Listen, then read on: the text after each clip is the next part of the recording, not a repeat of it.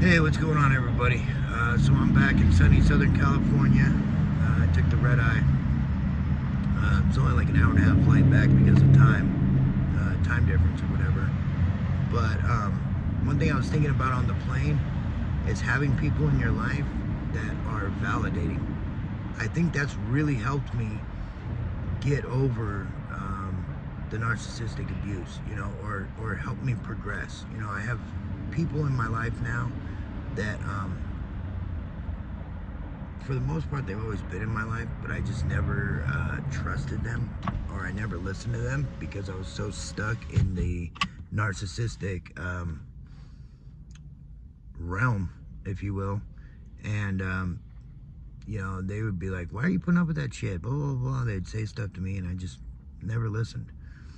But I started listening to them, and sometimes it's hard after a narcissistically abusive or toxic relationship in general to listen to people that have your back, that are validating, that make you feel good about yourself. You don't want to feel good about yourself when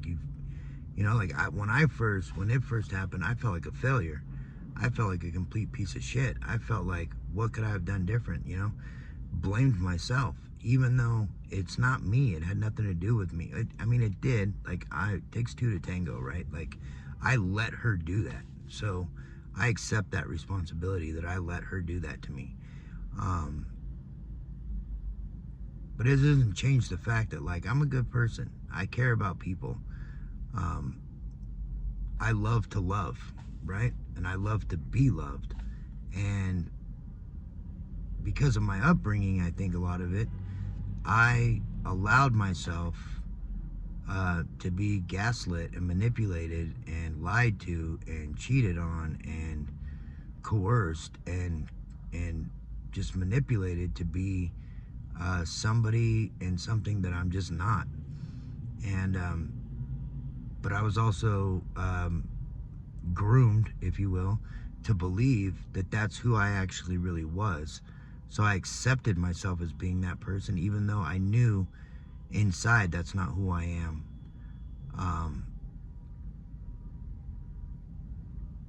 So yeah, people around me though that,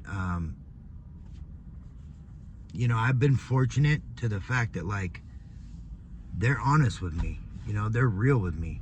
They don't pull punches. You know what I mean? They give me the real about who I am.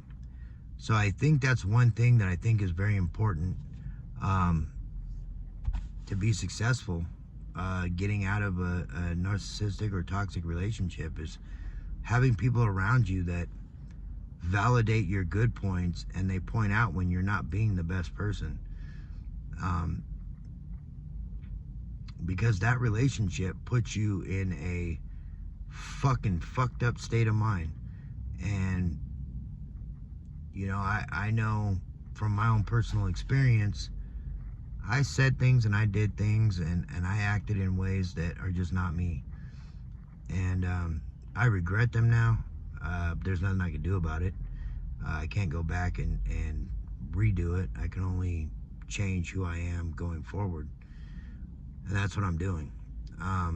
That's what I'm trying to do. That's what I'm working on. Quick update on something else. So while I was in Tennessee, I talked to my oldest daughter. She went to the beach with my two youngest daughters, and she got a chance to talk to my youngest, whom I haven't seen in 5 months now. If you follow my channel, you know kind of the story. But my youngest daughter said that she misses me and she wants to see me. She's just, apprehensive or whatever. So I told my oldest, I said, if you could let her know, she could stay for a half hour, for 5 minutes. I just want to hug her, to be honest with you. I just, I want to see her face to face. That's been hands down probably the hardest part of this whole thing, is thinking about what it's done to my kids, thinking about not getting to see them, not getting to, I don't get to raise my children. It's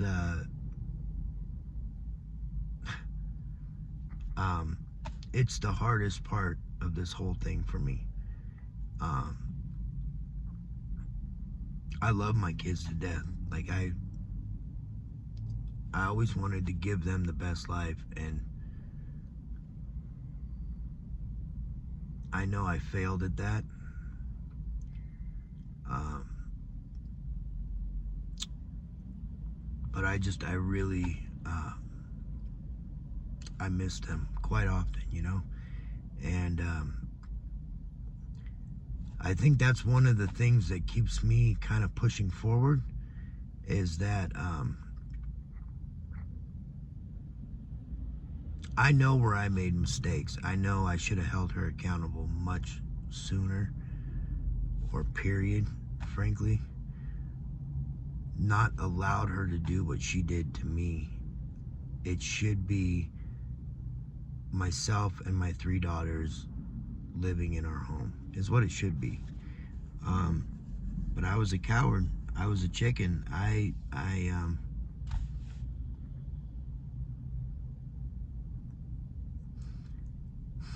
was afraid of what I thought she was capable of, instead of knowing what I'm capable of, right? I know it's a little bit off the topic of what I started with, but I just, you know, with my daughter thing, it made me think about it. But yeah, having people around you that are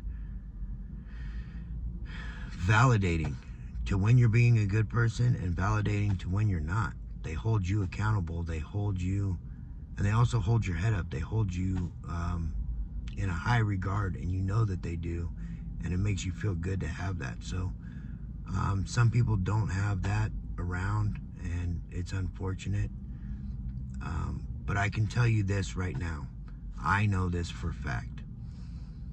If you have been a victim of a narcissistically abusive relationship or a toxic relationship, I know you are a good person. Because to put up with that and not go completely apeshit and fucking seriously hurt somebody, you have to be a good person with a big heart who's extremely forgiving, probably too nice for your own good. All your good qualities that got fucking manipulated and stepped on, and I'm sorry that they did that to you. I'm sorry that she did it to me, but it's the fact of life. They did it. Fuck it. Move on. Fuck them. You know, like, I hold that so true. Fuck them. Fuck them. They don't deserve people as good as us. Period. They don't deserve it. People that are around us that do deserve it, they should get you wholeheartedly. You should be devoted to them, just like they're devoted to you, right? Reciprocal relationships are extremely important. And sometimes there's a snake in the grass and they fucking bite you, and they bite, and you don't learn your lesson. You gotta fucking knuckle up, you gotta learn your lesson. I had to learn my lesson, you learn your lesson. It's, yeah. But keep people around you that are positively validating and who are honest with you. I think it's very important. So, I will talk to you guys on the next one.